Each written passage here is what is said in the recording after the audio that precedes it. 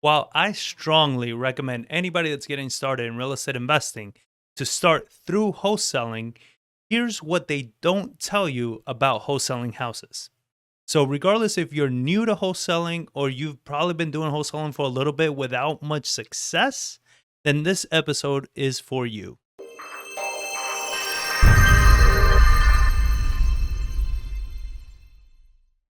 So, I've recently started doing some one on one coaching with people. And I got to tell you, this is not the time in the market to be sitting on the sidelines to see what's going to happen. There's a saying, it says, luck is when opportunity meets preparation. Well, you need to get prepared if you want to seize any opportunities that come your way. If you're sitting on the sidelines and waiting till this thing, runs its course, or until you understand what's going on with the market or whatever the heck you're telling yourself, trust me, you're gonna miss all the great opportunities, because there's always money to be made in an up market and money to be made in a down market. When you don't make money is when you're not in the market. So this is not the time to be sitting on the sidelines. This is the time to get educated and understand the many different strategies that there is to take down a deal. Because as these opportunities come up and other people that are not prepared, that are sitting on the sidelines, they're going to pass on, they're going to completely miss. It's going to be your opportunity and your luck that's going to get you to make money on these. So if you are interested on doing the coaching or seeing what it's about, just text the word coaching to 210-794-9898, and we can see if you even qualify for the coaching.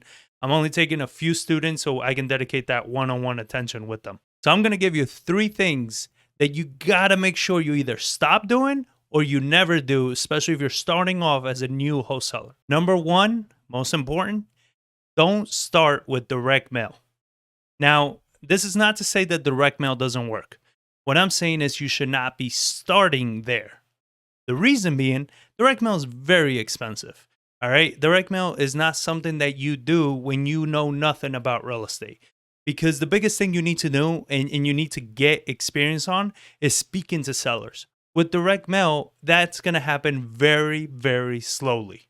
And you might come across actual deals, but you don't know that they're deals because you haven't had the experience of speaking to so many sellers to understand how to even talk to them the right way. So you got calls coming in and you don't even know how to monetize these calls.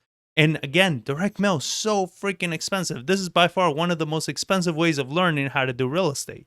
And again, this doesn't mean that direct mail doesn't work. It just means that it's too expensive. The calls come in too few and far between, depending if you even did decent direct mail.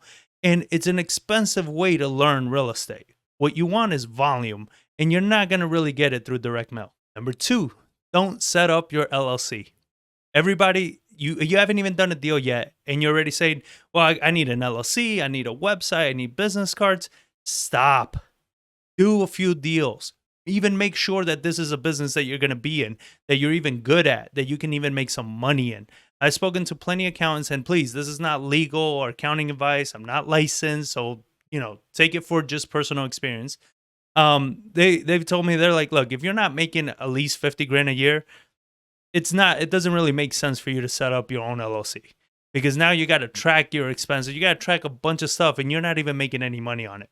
So don't waste your time with these things, because all it's doing is that it's wasting your time and wasting your resources, and you're putting your energy and focus on the wrong things, where you should be putting your energy and focus is on getting deals and getting educated. Number 3, don't go at this alone. I keep hearing everybody say the same freaking thing, and it annoys the shit out of me, is I learn better on my own.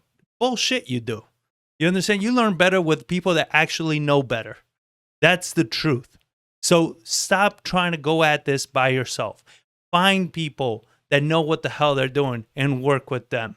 Try to find somebody that you can bounce ideas off of, that can give you some guidance, that can help you out. And it doesn't even necessarily have to be coaching if you can't afford it. You can get free mentoring. You can get so many other ways to get educated and to not do this alone. So if you're thinking that you're going to go at this by yourself and succeed, I mean, it's not going to happen, and if it is, it's going to probably take you quite some time, a lot of headaches, a lot of money, and a lot of time wasted.